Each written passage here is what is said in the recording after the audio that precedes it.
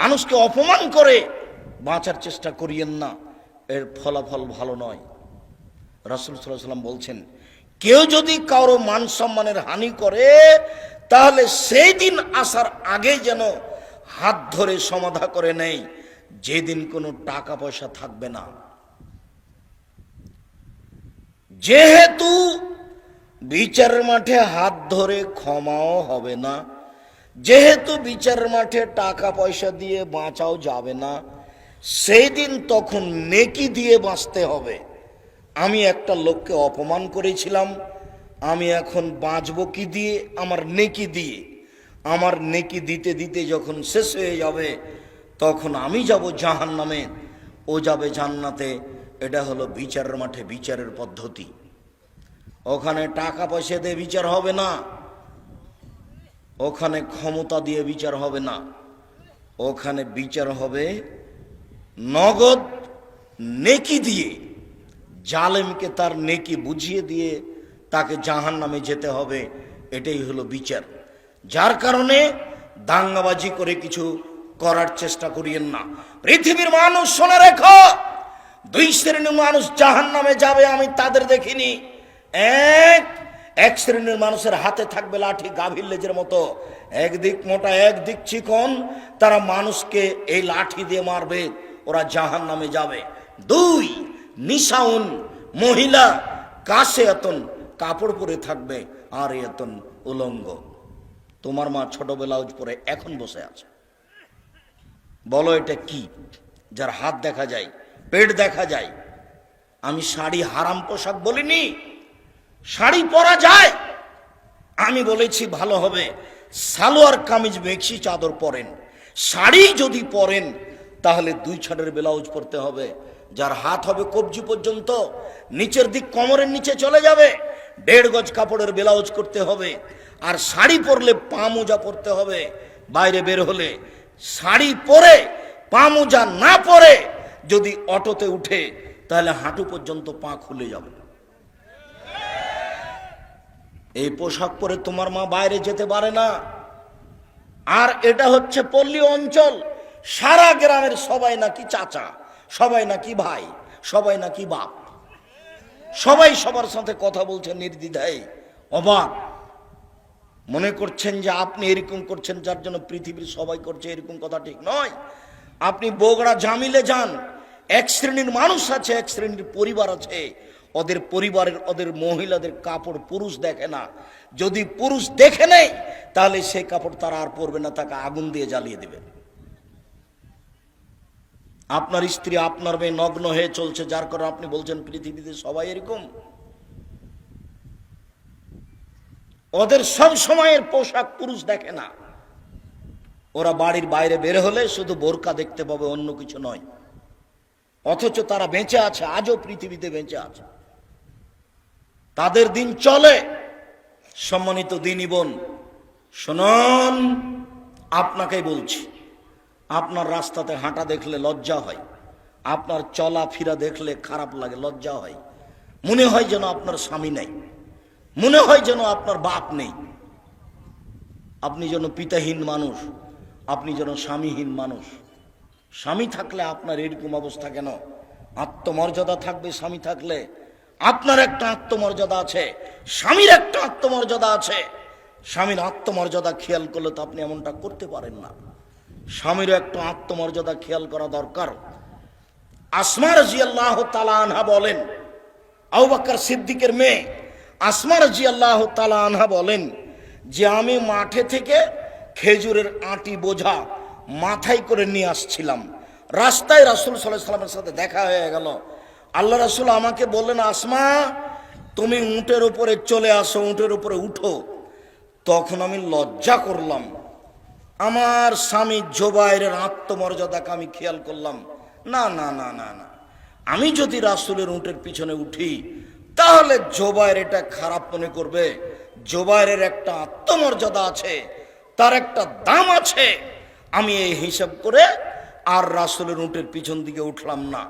আমি বাড়িতে এসে বললাম, জুবাইর শোনেন, আমার স্বামীকে বললাম এই ঘটনা, আপনার আত্মমর্যাদাকে হিসাব করে। মহিলা মানুষ মাঠে থেকে বোঝা মাথায় করে নিয়ে চলে আসো, এটা আমাকে খারাপ লাগে। হাদিস বুখারী মুসলিম, তার নাম আত্মমর্যাদা। এই ছেলে, তোমার বাপের একটা আত্মমর্যাদা থাকলে তোমার মা এভাবে বসে থাকতে পারে? তোমার বাপ একটা কাপুরুষ, তোমার বাপ একটা কাপুরুষ, তোমার বাপ একটা কাপুরুষ। মনে কিছু নিও না। তোমার বাপের ব্যক্তিত্ব থাকলে, তোমার বাপের মর্যাদা থাকলে, তোমার বাপের আত্মমর্যাদা থাকলে তোমার মা এভাবে চলতে পারতো না। এটা অসম্ভব হতে পারে না। তোমার বাপ নিজেকে পশু প্রাণীর মতো মনে করে। বুঝে না ওরা অন্তর আছে, বুঝে না।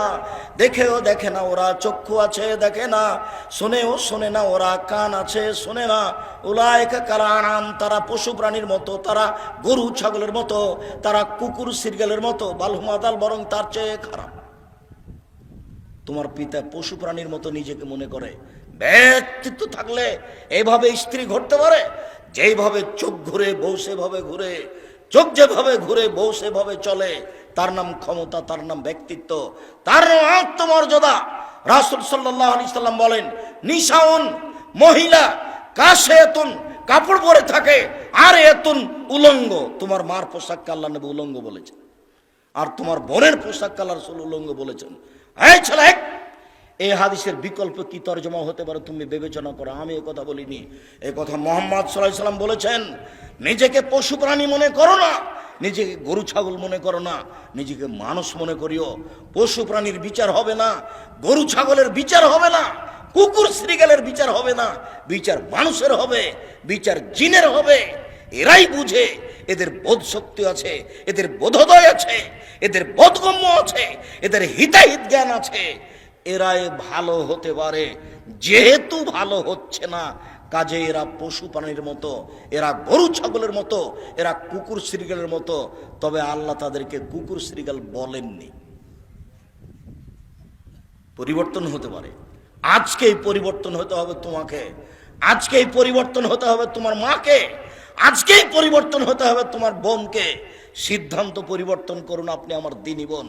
রাসূল সাল্লাল্লাহু আলাইহি সাল্লাম বলেন, মাইলাতুন, এরা পুরুষকে নিজের দিকে আকৃষ্ট করে। মমিলাতুন, তারা পুরুষকে নিজের দিকে আকৃষ্ট করে। মাইলাতুন, এরা নিজেরা আকৃষ্ট হয় পুরুষের দিকে। এরা বাড়িতে যখন থাকে তখন ভালোই থাকে, যখন বাড়ি থেকে বের হয় রাস্তায় চলে তখন কেন জানি কেমন কেমন করে, আনছান আনছান করে। একবার ডান দিকে যায়, একবার বাম দিকে যায়, একবার হাত নাড়ে, একবার চুল নাড়ে, কেন জানি কেমন কেমন করে। তার মানে এরা পুরুষের দিকে আকৃষ্ট হয়েছে। লায়াত খোলা জান্নাহ, এরা জান্নাতে যাবে না। জান্নাতে তো যাবে না, যাবেই না। ওয়ালা ইয়াজিদনা রিহাহা, এরা জান্নাতের গন্ধ পাবে না। ফাইনা রিহাহা লা তুজাদু মিন মাসরাতে কাদা ওয়া কাদা, যে জান্নাতের গন্ধ 1 বছরের দূরত্ব পথ থেকে পাওয়া যায়, এটা জান্নাত। এখানে একটা দ্রুতগামী ঘোড়া দৌড়াতে আরম্ভ করে 1 বছর দৌড়াই, এই যত পথ যাবে ওই পথের মাথায় কেউ যদি দাঁড়ায় তাহলে জান্নাতের গন্ধ পাবে। এই মহিলারা জান্নাতের গন্ধ পাবে না। সম্মানিত দিনী বোন, আপনাকে আমরা আর একটা কথা বলে আমাদের আলোচনার দিকে আগিয়ে যাচ্ছি। রাসূল সাল্লাল্লাহু আলাইহি সাল্লাম বলেন, 3 শ্রেণীর মানুষ জান্নাতে যাবে না। সালাসাতুন লা তাদখুলুল জান্নাতা আবাদা, 3 শ্রেণীর মানুষ কখনো তারা জান্নাতে যাবে না। 1, মধুমেনুল খামর, যারা নিয়মিত বিড়ি, তামাক, জর্দা, সিগারেট, গুল, নেশাদার দ্রব্য খায়, পান করে, তারা জান্নাতে যাবে না। এমন ভাবে আজ থেকে আপনি বিড়ি সিগারেট ছেড়ে দিবেন, দোকানদার যেন একেবারে যা কিনেছিল সেটা যেন মালিককে ফেরত দিয়ে আসে বা ফেলে দেয়, আগুন দিয়ে জ্বালিয়ে দেয়। আর তুমি যদি আবার এখান থেকে উঠে গিয়ে আবার সিগারেট লাগাও, তখন তুমি মনে করি কি ব্যাপার, আমি কি পশু নাকি? বুঝেও তো বুঝলাম না। আমি তো বুঝলাম, তারপরে আবার আমি ভালো হতে পারলাম না কেন? তাহলে কি আজ আমি পশুর মতো হয়ে গেছি? ফকির ভিক্ষা চাইলে বলেন মাফ করো, আর ওই টাকা দিয়ে বিড়ি সিগারেট কিনে দিন রাত খান, শরম হয় না কেন? রাসূল সাল্লাল্লাহু আলাইহি সাল্লামকে জিজ্ঞাসা করা হয়েছিল, আল্লাহর নবী, আইউল আমাল আফজাল, পৃথিবীতে কর্ম হিসাবে সবচেয়ে উত্তম কোনটা? মানুষ যে সব কাজ করে তার সবচেয়ে ভালো কাজ কোনটা? তখন আল্লাহ রাসূল উত্তরে বললেন, তুতেম উত্তাম ওয়া তাকরাউ সালাম আলামান আরাফতা ওয়া মান লাম তারিফ, তুমি দুস্থ গরিব ফকির মিসকিনকে খেতে দেবা, এটাই তোমার জীবনে সবচেয়ে ভালো কাজ। 2, যাকে চিনো তাকেও সালাম দিবা, যাকে চিনো না তাকেও সালাম দিবা। দেখে সালাম দিতে হবে এই কথা নয়, মৌলানা সাহেবকে সালাম দিতে হবে এই কথা নয়, যাকে চিনেন তাকেও সালাম দিবেন, যাকে চিনবেন না তাকেও সালাম দিবেন। মিশরে কয়েকদিন ছিলাম, তো একটা জিনিস দেখেছিলাম, মিশরের মাটিতে সবাই কোরআন মাজিদ পড়তে পারে, ভ্যান চালক, রিক্সা চালক, অফিসার, মন্ত্রী, এমপি সবাই কোরআন মাজিদ পড়তে পারে, সবাই সবাকে সালাম দেয়। মন্ত্রী ও রিক্সাওয়ালাকে সালাম দিচ্ছে, সবাই সবাকে সালাম দেয়। যদি একটা খারাপ বৈশিষ্ট্য আছে, প্রায় সবাই দাড়ি চাঁচে, তবে সবাই সবাকে সালাম দেয়। চিনে সালাম দিবেন না। আর 10 জায়গাতে সালাম দেওয়া নিষেধ, এই কথাটাও মিথ্যা। তার মধ্যে এক জায়গা হচ্ছে যখন খাচ্ছে তখন সালাম দিতে হবে না, এই কথাটা মিথ্যা। আপনারা খাচ্ছেন এই জন্য সালাম দিচ্ছি না, মনে কিছু নিয়েন না। এতগুলি বাক্য চললো আর আসসালামু আলাইকুম চলবে না? কেমন ধর্ম? বলছে আব্দুর রাজ্জাক সাহেব আপনি তো খাচ্ছেন সেজন্য সালাম দিলাম না। তো এগুলো তো চলছে কথা, তো সালামটাই চলে না। ফেকার বইয়ে লেখা আছে 14 জায়গাতে সালাম দেওয়া নিষেধ, তার মধ্যে এটাও আছে।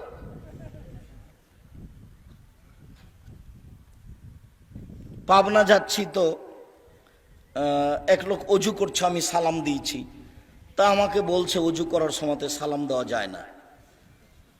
তো আমি বলছি যে কোথায় আছে? আছে। কোথায় আছে? আছে। তারপর অনেক কথা।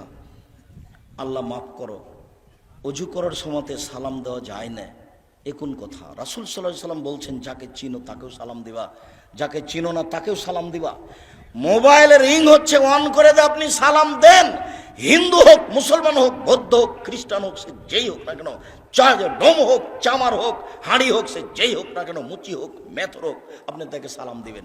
যদি আপনি নাম্বারে চিনতে পারেন যে হিন্দু, তাহলে আপনি সালাম দিবেন না, তাহলে আপনি বলবেন জি ধন্যবাদ, কি বলছিলেন।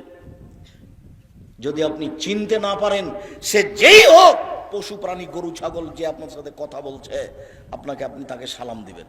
রাসূল সাল্লাল্লাহু আলাইহি ওয়াসাল্লাম বলছেন তুমি যাকে চিনো তাকেও সালাম দিবা, যাকে চিনো না তাকেও সালাম দিবা। হাদিস তো বুখারী মুসলিম, এটা আপনি কি বুঝলেন?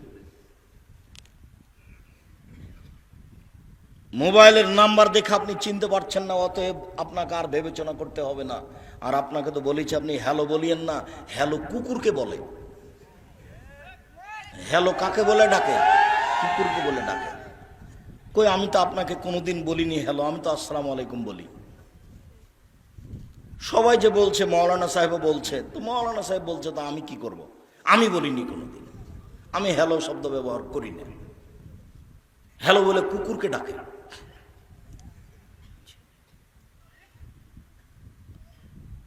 আপনি যদি অন করেন তাহলে এটা দিয়ে করবেন।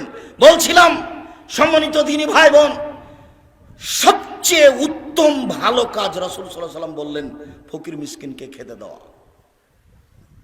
বিড়ি সিগারেট খেয়ে টাকাটা নষ্ট করলেন, আর ফকিরকে 10টা টাকা দেওয়ার জন্য আপনি ভারী মনে করলেন, বললেন যে মাফ করো। তা করবেন কেন? আমি তো জানি না আপনি জামিয়া সালাফিয়াতে টাকা পয়সা পাঠান কিনা। যদিও আমি বলেছি যে আপনার টাকা ছাড়াও জামিয়া সালাফিয়া গড়বে, কিন্তু আপনি তো নেয়ামতপুর থানার মানুষ, আপনি আমার কাছের মানুষ, আপনি আমার দিনী ভাই, আপনি আপনার দিনী বোন। আমি জানি না আপনার টাকা পয়সা জামিয়া সালাফিয়াতে খরচ হয় কিনা। মাসে 26 লক্ষ বেতন লাগে এখন। তা আপনার কয়টা টাকা আছে এখানে? আমি বলেছি আপনার টাকা না হলে জামিয়া সালাফিয়া গড়বে ইনশাআল্লাহ। তবে আমি কথা বলেছি যে আপনার টাকা ছাড়া হয়ে যাক, এটা আমি চাইনি। পতিতালয়ের মহিলা যদি কুকুরকে পানি পান করে জান্নাত পেতে পারে, পতিতালয়ের মহিলা যদি কুকুরকে পানি পান করে জান্নাত পেতে পারে, তাহলে জামিয়া সালাফিয়া 10টা টাকা দান করে জান্নাত হবে ইনশাআল্লাহ। আপনাকে আমি জামিয়া সালাফের মুখপাত্র পত্রিকা মাসিক আল ইতিসাম পত্রিকা পড়তে বলেছি। 10 জন মুফতি আছে, একাধিক জন লোক আছে, কর্মচারী আছে, লক্ষ লক্ষ টাকা তার পিছনে খরচ হয়, আর আপনি 20, 25, 30 টাকা খরচ করেন না। কৃপণতা আমাকে দেখিয়ে আপনি মনে করিয়েন না যে আব্দুর রাজ্জাক সাহেবকে ঠগিয়ে দিয়েছি, এটা আপনি মনে করিয়েন না। আমি জীবন বাজি রেখে প্রাণপণে চেষ্টা চালিয়ে যাচ্ছি সঠিক ধর্ম জাতির সামনে পেশ করা, মুখে কলমে মিডিয়ায়। আপনি মূল্যায়ন না করলে আমার কিছু করার নেই। আপনাকে আমি বলেছি কোরআন মাজিদের গায়ে ভাবে লেখা আছে। আপনাকে আমি বলেছি বইয়ের নাম মুকসিদুল মুমিনিন, তার একটা হেডলাইন আছে যে অবিবাহিত ছেলে মেয়ের পড়া নিষেধ, যে দেখে সেই পড়ে, যে দেখে সেই পড়ে। তার মানে হেডলাইনটাই মিথ্যে, হেডলাইনই ঠিক হয়নি। এই ছেলে, এই বই পরিবর্তন করতে হবে, লেখকের জন্য ক্ষমা চাইতে হবে। শোনো, এই হেডলাইনের পরে লেখা আছে যা আল্লাহর হস্তে একটা সত্য কথা নয়, আর সব সরাসরি কোরআন মাজিদের বিরোধী।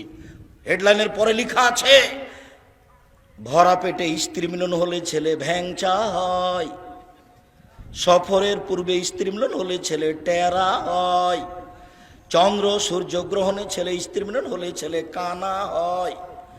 হুবাহু কোরআন মাজিদের বিপরীত লেখা আছে কলমে। যার জন্য কলমের দাম আছে। মাসিকা লিতে সম্পত্রিকাকে আপনাকে মূল্যায়ন করতে হবে। বলছিলাম, যখন ইব্রাহিম আলাইহিস সালামের সাক্ষাৎ হয়ে গেল বাপের সাথে, আজরের সাথে, ইব্রাহিম আলাইহিস সালাম বলেন, আব্বা আপনাকে আমি বলেছিলাম আপনি আমার নাফরমানি করিয়েন না। তখন তার বাপ বলবে, বেটা আজ তুমি যা বলবে তাই মেনে নিব। তখন ইব্রাহিম আলাইহিস সালাম বলবেন, আজ আমি জান্নাতে যাব, আমার বাপ জাহান্নামে যাবে, এর চেয়ে বড় অপমান কি হতে পারে? তখন আল্লাহ উত্তরে বলবেন, ইব্রাহিম শুনুন, আপনার পিতা আমার নবী ইব্রাহিমকে মানেনি, অতএব তার জাহান্নাম হবে, এটাই ঠিক। বাপ যদি ভুল পথে থাকে, বেটা বিচারের মাঠে তাকে রক্ষা করতে পারবে না। কিয়ামতের মাঠ বড় কঠিন, যেখানে ইব্রাহিম আলাইহিস সালাম কোনো কাজে আসবেন না। কিয়ামত যত কঠিন, জাহান্নাম তার চেয়ে অনেক অনেক অনেক বেশি কঠিন। কি দিয়ে বুঝায় আপনাকে আমি জাহান্নাম কত কঠিন? মহান আল্লাহ বলেন, ফাম্মা মান সাকালাত মাওয়াজিনুহু, বিচারের মাঠে, ফাম্মা মান খাফফাত মাওয়াজিনুহু, বিচারের মাঠে যার নেকির পাল্লা হালকা হয়ে যাবে, তার থাকার জায়গা হবে অতীব গহ্বর হাবিয়া। মুহাম্মদ সাল্লাল্লাহু আলাইহি ওয়াসাল্লাম আপনি বলতে পারেন হাবিয়া কি জিনিস? হাবিয়া নামক জাহান্নামের পরিচয় আপনার জানা আছে? আল্লাহ বলবেন, আমি বলি নারুন হামিয়া, তা হচ্ছে জ্বলন্ত উত্তপ্ত আগুন। জাহান্নাম বলতে উত্তপ্ত আগুনকে বলা হয়। মহান আল্লাহ বলেন, কাল্লা লা ইউমবাদান্না ফিল হুতামা ওমা আদরাকা মাল হুতামা, অবশ্যই তাকে চূর্ণ বিচূর্ণকারী হোতামা নামক জাহান্নামে নিক্ষেপ করা হবে। মুহাম্মদ সাল্লাল্লাহু আলাইহি ওয়াসাল্লাম আপনি কি বলতে পারেন চূর্ণ বিচূর্ণকারী হোতামা নামক জাহান্নাম কি? এই বাচ্চা বসো, একটু ধৈর্যের পরিচয় দিবেন। ধৈর্যকে ঘোড়ার ডিম মনে করিয়েন না। ধৈর্য একটা শব্দ নয়, ধৈর্য একটা বাস্তবায়নের কিছু। ধৈর্য শব্দ নয়, ধৈর্য হচ্ছে বাস্তবায়নের কিছু। অতএব কথাকে মূল্যায়ন করবেন। আল্লাহ তাআলা বলেন, আমি বলি চূর্ণ বিচূর্ণকারী হোতামা নামক জাহান্নাম যে কি? নারুল্লাহিল মুকাদা, তা হচ্ছে জ্বলন্ত উত্তপ্ত আগুন। আল্লাহ তাআলা জাহান্নামের পরিচয় দিচ্ছেন। জাহান্নাম বলতে জ্বলন্ত আগুনকে বলা হয়। মহান আল্লাহ বলেন, সাউসলিহে সাকার, অচিরে আমি তাকে সাকার নামক জাহান্নামে নিক্ষেপ করব।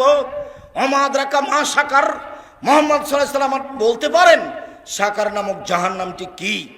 আল্লাহ বলছেন, লা তুবকি ওয়ালা তাদার, সাকার এমন একটি জাহান্নাম যে মানুষকে ছাড়বেও না, যে মানুষকে মারবেও না, তার নাম জাহান্নাম। এই কথাটা আল্লাহ তাআলা অন্য জায়গাতে বলেন, লা ইয়ামুতু ফিহা ওয়ালা ইয়াহইয়া, মানুষ জাহান্নামে মরবেও না, মানুষ জাহান্নামে বাঁচবেও না। আল্লাহ তাআলা এই কথাটা অন্য জায়গাতে বলেন এইভাবে, ওয়ায়াতিহিল মাউতু মিন কুল্লি মাকানিন ওমা হুয়া বিমাইয়িত, জাহান্নামে মানুষকে মরণ চতুর্দিক থেকে ঘিরে ধরবে, কিন্তু মরবে না, তার নাম জাহান্নাম। কয়েকটা আয়াত দিয়ে আপনাকে আমি জাহান্নামের পরিচয় দিচ্ছিলাম। রাসূল সাল্লাল্লাহু আলাইহি সাল্লাম বলেন, পৃথিবীর মানুষ শুনে রেখো, ইন্না সাখরাতাল আযীমা, বিশাল একটা পাথর, 1 কোটি মণ ওজনের একটা পাথর যদি জাহান্নামের মুখে ছেড়ে দেওয়া হয়, তাহলে নিচে পৌঁছিতে সময় লাগবে 70 বছর। 1 কোটি মণ ওজনের একটা পাথর যদি 1 ঘন্টা নিচে যায় কত যেতে পারে? 1 দিন যদি নিচে যায় কত যেতে পারে? যদি 1 বছর নিচে যায় কত যেতে পারে? 70 বছর নিচে গেলে কত যাবে? আপনাকে আমি বুঝাতে অক্ষম জাহান্নাম কত গভীর। সম্মানিত দিনী ভাই বোন, জাহান্নামের নিচে থাকবে যারা মুনাফেক তারা। হিন্দু জাহান্নামে যাবে, তবে সবচেয়ে নিচে থাকবে এই কথা আল্লাহ বলেননি। যারা মুনাফেক, দোকানে বসে মানুষের বদনাম করে, এরাই হলো মুনাফেক। এর কথা ওকে লাগায়, এরাই হলো মুনাফেক। ঝগড়া করলে অশ্লীল কথা বলে, এরাই হলো মুনাফেক। মানুষের ক্ষতি করে, যে এরাই হলো মুনাফেক। আজান হয়ে গেছে তবু মসজিদের সামনে না গিয়ে, মসজিদে না গিয়ে দোকানে বসে গল্প করে, এরাই হলো মুনাফেক। মুনাফেক জাহান্নামের সবচেয়ে নিচে থাকবে, এই কথা আল্লাহ তাআলা বলেন। জাহান্নামের পরিচয় দিতে গিয়ে জাহান্নামীদের একটু পরিচয় দিই। রাসূল সাল্লাল্লাহু আলাইহি সাল্লাম বলেন, একজন জাহান্নামীর গায়ের চামড়া হবে 42 হাত মোটা। রাসূল সাল্লাল্লাহু আলাইহি সাল্লাম বলেন, একজন জাহান্নামীর দাঁত হবে উহুদ পাহাড়ের সমান। উহুদ পাহাড় 4 কিলোমিটার প্রশস্ত, 8 কিলোমিটার লম্বা। নিচে কত আছে তা মানুষ জানে না। রাসূল সাল্লাল্লাহু আলাইহি সাল্লাম বলেন, একজন জাহান্নামের উরু রান হবে বাইজা পাহাড়ের সমান, যার দৈর্ঘ্য হচ্ছে 39 কিলোমিটার লম্বা। সম্মানিত দিনী ভাই বোন, রাসূল সাল্লাল্লাহু আলাইহি সাল্লাম জাহান্নামীদের পরিচয় দিতে গিয়ে বললেন, একজন জাহান্নামীর বসার জায়গা হবে মক্কা থেকে মদিনা 450 কিলোমিটার পথ। একটা লোকের বসার জায়গা যদি 450 কিলোমিটার হয়, একটা লোকের গায়ের চামড়া যদি 42 হাত মোটা হয়, একটা লোকের দাঁত যদি উহুদ পাহাড়ের সমান হয়, একটা লোকের উরু রান যদি বাইজা পাহাড়ের সমান হয়, একটা লোকের ডান কাঁধ থেকে বাম কাঁধের ব্যবধান যদি একটা দ্রুতগামী ঘোড়ার 3 দিন 3 রাতের পথ হয়, তাহলে লোকটা কত বড়। পৃথিবীর শুরু থেকে শেষ পর্যন্ত যত মানুষ এসেছে, যত মানুষ আছে, যত মানুষ আসবে, তার শতকরা 1999 জন লোক জাহান্নামে যাবে। একজন যদি এত বড় হয়, তাহলে হাজারে এত গেলে জাহান্নাম কত বড় আপনাকে আমি কি দিয়ে বুঝাই। জাহান্নাম কি জিনিস রাসূল সাল্লাল্লাহু আলাইহি সাল্লাম বলেন, যত মানুষ এসেছে, যত মানুষ আছে, যত মানুষ আসবে, যত জিন এসেছে, যত আছে, যত আসবে, সব যদি একসাথে জাহান্নামের দরজা দিয়ে ঢোকে, তাহলে ঢুকতে অসুবিধা হবে না। তার নাম জাহান্নাম। মানুষকে শাস্তি দেওয়ার জন্য আল্লাহ এই ব্যবস্থা করেছেন। জাহান্নামকে বিচারের মাঠে টেনে নিয়ে যাওয়া হবে। জাহান্নাম কথা বলতে পারে। যখন জাহান্নামে মানুষকে নিক্ষেপ করা হবে, যতবার নিক্ষেপ করা হবে ততবার জাহান্নাম বলবে, আর কি কিছু আছে, আর কি কিছু আছে। তখন আল্লাহ তাআলা তার পাকে জাহান্নামে ঢুকিয়ে দিবেন। তখন জাহান্নাম এনজাবি বাজেলা বাজিন, তার কিছু অংশের মধ্যে লেগে একেবারে আঁটোসাঁটো হয়ে যাবে। আঁটোসাঁটো হয়ে গিয়ে জাহান্নাম বলবে, কাত কাত কাত, যথেষ্ট যথেষ্ট যথেষ্ট। তাহলে জাহান্নাম কথা বলতে পারে। এ দেখেন জাহান্নাম কথা বলছে। ফাস্তাকাতিন নারাইলা রাব্বিহা, জাহান্নাম তার প্রতিপালকের কাছে অভিযোগ করলো। অভিযোগ করে বলল, ইয়াকুল বাজি বাজান, আল্লাহ আমার কিছু অংশকে ধরে খায়। এইদিকের আগুন ঝাপটা মেরে এইদিকের আগুনকে ধরে খায়, এইদিকের আগুন ঝাপটা মেরে এদিকের আগুনকে ধরে খায়। তার মানে আল্লাহ তুমি আমার ভেতরের শাস্তিকে একটু হালকা করবা কি? ফাওয়াজানা লাহা বিনাফসাইন, তখন 2টা শ্বাসের অনুমতি দিয়ে তার ভিতরের শাস্তি হালকা করা হলো। আল্লাহ বললেন, ঠিক আছে জাহান্নাম, আমি তোমার কথা মেনে নিলাম। তুমি একবার শ্বাস ছাড়বে ঠান্ডা এলাকা থেকে, তাহলে পৃথিবী 6 মাস ঠান্ডা থাকবে। তুমি একবার শ্বাস ছাড়বে গরম এলাকা থেকে, তাহলে পৃথিবী 6 মাস গরম থাকবে। অন্যথায় তুমি একবার শ্বাস ছাড়বে, তাহলে পৃথিবী 6 মাস গরম থাকবে। আর একবার শ্বাস গ্রহণ করবে, তাহলে পৃথিবী 6 মাস ঠান্ডা থাকবে। এর নাম জাহান্নাম। আপনি হালকা মনে করিয়েন না। কবর যত কঠিন, কিয়ামত তার চেয়ে অনেক বেশি কঠিন। কিয়ামত যত কঠিন, জাহান্নাম তার চেয়ে অনেক অনেক অনেক বেশি কঠিন। জাহান্নামের খড়ি হবে মানুষ ও পাথর। জাহান্নামে কোনো কয়লা থাকবে না, জাহান্নামে কোনো খড়ি থাকবে না। মানুষ নিজেই খড়ি, জিন ইনসান নিজেই খড়ি, এই কথা আল্লাহ তাআলা বলছেন। সম্মানিত দিনী ভাই বোন, জাহান্নামীদেরকে পিছন দিকে হাত বেঁধে নিয়ে যাওয়া হবে। আল্লাহ তাআলা বলেন খুজুহু ফাগুল্লুহু সুমাল জাহিমা সাল্লুহু, এদের ধরো, এদের শিকলবন্দি করো, এদের টেনে হেঁচড়ে জাহান্নামে নিয়ে যাও। তাহলে কি বিচারের মাঠে পালিয়ে যাবে? কেন তাদের হাত বাঁধা হবে? অপমান করার জন্য তাদেরকে হাত বাঁধা হবে। গায়েবান্ধা পলাশবাড়ি মুজিবুর বিএসসি বলেছিলেন, জনাব আমি এমনিতেই জেলে চলে যাব, আমার যেন হাত কড়া না দেওয়া হয়। তার মানে হাতে হাত কড়া দিলে এটা একটা অপমানের ব্যাপার। ইন্দিরা গান্ধীর হাতে হাত কড়া দেওয়া থাকবে, সেদিন কেউ ঠেকাতে পারবে না। ফেরাউনের হাতে হাত কড়া দেওয়া থাকবে। যত লোক পাপী, দাঙ্গাবাজি, স্বেচ্ছাচারী, স্বৈরাচারী, দাম্ভিক, অহংকারী, মানুষকে অপমান করে জেল হাজতে দেয় জোর করে, এদের সবার হাত পিছন দিকে বাঁধা থাকবে। কোনো মায়ের বেটা সেখানে দাঁড়াতে পারবে না কথা বলার মতো। পৃথিবীর কোনো মানুষ পারবে না, ফেরেশতা পারবে না, জিন পারবে না। যখন বিচার শুরু হবে তখন আল্লাহ তাআলা বলবেন আল-ইয়াওমা লা তামলিকু নাফসুন লিনাফসিন শাইআ ওয়াল আমরু ইয়াওমাইযিন লিল্লাহ। আজ কোনো মানুষ কোনো মানুষের কোনো উপকার করতে পারবে না, একচ্ছত্র মালিকানা আল্লাহর হাতে থাকবে। সেই সময় আল্লাহ বলবেন আইনাল জব্বার আইনাল মুতাকাব্বির, স্বৈরাচারী, স্বেচ্ছাচারী, অহংকারী, বদমেজের কোথায়? আনা মালিকুল আমলাক, আমি হচ্ছি রাজাধিরাজ। সেদিন মানুষ বুঝতে পারবে বিচার কাকে বলে। সেদিন আসার আগে আপনি প্রস্তুতি নেন। সম্মানিত দিনী ভাই বোন, মানুষের তো বিচার হবে হবেই, পশু প্রাণীরও বিচার হবে। মানুষের তো বিচার হবে হবেই, পশু প্রাণীরও বিচার হবে। পশু প্রাণীর বিচার কি? একটা শিংওয়ালা ছাগল যদি একটা অশিংওয়ালা ছাগলকে গুতা মেরে থাকে, তাহলে আল্লাহ অশিংওয়ালা ছাগলকে শিং দিয়ে বলবেন যে তুমি গুতা মেরে পরিশোধ করে নাও, বা শেষ, তারপরে তারা মিটে যাবে। কিন্তু মানুষের এরকম হবে না। মানুষ দিয়ে জাহান্নামকে পূর্ণ করা হবে, মানুষ দিয়ে জান্নাতকে পূর্ণ করা হবে। বাকি যেটুকু থেকে যাবে আল্লাহ তাআলা পা ঢুকিয়ে দিয়ে পূর্ণ করবে জাহান্নামকে। আর জান্নাত যেটুকু বাকি থেকে যাবে সেটুকু আল্লাহ আবার মানুষ সৃষ্টি করে জান্নাত পূর্ণ করবেন। সম্মানিত দিনী ভাই বোন, জাহান্নামের উল্লেখযোগ্য শাস্তি হচ্ছে আগুন, জাহান্নামের উল্লেখযোগ্য শাস্তি হচ্ছে জাক্কুম গাছ, জাহান্নামের উল্লেখযোগ্য শাস্তি হচ্ছে সাপ, জাহান্নামের উল্লেখযোগ্য শাস্তি হচ্ছে বিচ্ছু, জাহান্নামের উল্লেখযোগ্য শাস্তি হচ্ছে হাতুড়, হাম্বল এ দিয়ে পিটানো হবে। জাহান্নাম থেকে বাঁচার জন্য চেষ্টা করুন। এই ছেলে, জাহান্নাম থেকে বাঁচার জন্য সব সময় সালাম ফেরার পূর্বে বলবেন রব্বানা আতিনা ফিদ দুনিয়া হাসানাতাও ওয়া ফিল আখিরাতি হাসানাতাও ওয়া কিনা আযাবান নার।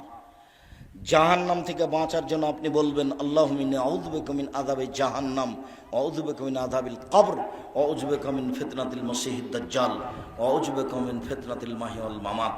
জাহান্নাম থেকে বাঁচার জন্য ঘুমানোর সময় বলবেন আল্লাহুম্মা কিনি আযাবাক ইয়াওমা তাবাসু ইবাদাক। কবরের পাশে জাহান্নাম থেকে বাঁচার জন্য জানাজার দোয়াটি পড়বেন। সম্মানিত দিনী ভাই বোন, সমস্ত দিনী ভাই বোনকে জাহান্নামের ব্যাপারে সতর্ক থেকে জাহান্নাম থেকে বাঁচার অনুরোধ জানিয়ে, ঠিক মতো ইবাদত করার অনুরোধ জানিয়ে আজকের আলোচনা এখানে শেষ করতে যাচ্ছি। আমাদের অনেক বই পুস্তক আছে, বিশেষভাবে ডান দিকে আছে স্টল, বিশেষভাবে আপনাদের জন্য বই নিয়ে আসা হয়েছে। সেটা হচ্ছে মাসিকা লিতে সম্পত্রিকা। আর ওই সলাতের উপরে বইটা আছে, নামাজের উপরে পোশাক আছে। আর আমার দিনী বোনেরা অনেক এসেছেন, আপনাদের জন্য বই আছে আদর্শ পরিবার। আমার দিনী বোনেরা আপনাদের জন্য বই আছে কেন এই নির্যাতন কি তার প্রতিকার।